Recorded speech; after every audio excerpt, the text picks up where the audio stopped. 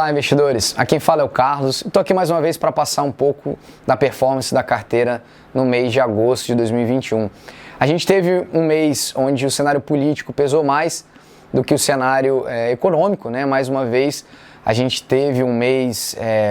pesado para o Bovespa. A gente acabou fechando com o Bovespa próximo de 2,5% de queda. E a nossa carteira fechando próximo de 3,30% de queda no mês, né? A bolsa zerando os ganhos do ano e igualmente a nossa carteira. A gente teve aí um cenário realmente de reabertura, aceleração da vacinação, como a gente tinha previsto.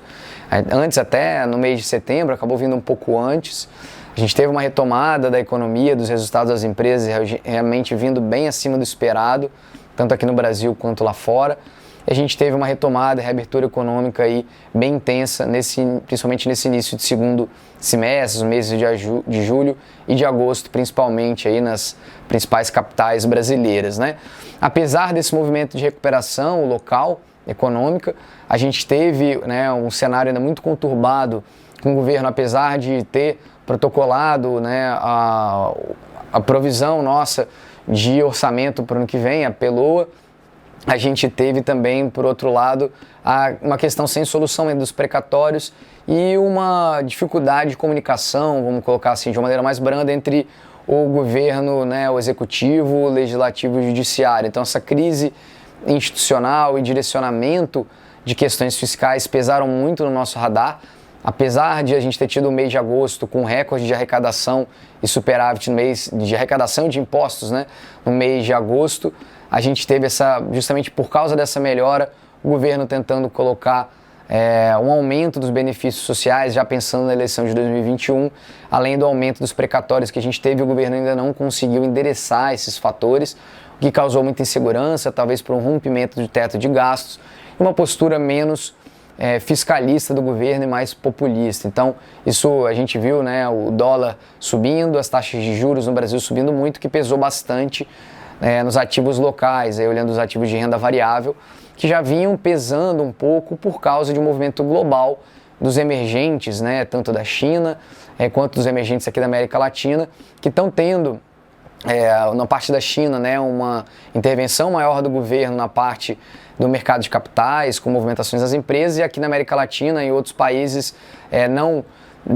centrais, mais periféricos, tendo que subir suas taxas de juros para combater a inflação que tem alcançado nos seus países, fazendo com que os países emergentes tivessem uma fuga realmente das bolsas de valores, uma queda dos ativos, com o aumento dos juros, né? Geralmente esse é o movimento inverso, e com as bolsas americanas e europeias subindo muito. Aqui no Brasil, a gente teve uma surpresa bem positiva dos balanços das nossas empresas, principalmente, né, das empresas ligadas aí a commodity e também algumas ligadas à indústria e varejo, e empresas ligadas também à energia, que têm surfado um momento muito bom de recuperação da economia, mas mesmo com esse movimento melhor, isso não tem se representado em alta nos ativos, dado esse momento mais conturbado da parte política. A gente ainda espera esses desafios, na nossa cabeça o que vai depender para o mercado voltar a reagir um pouco,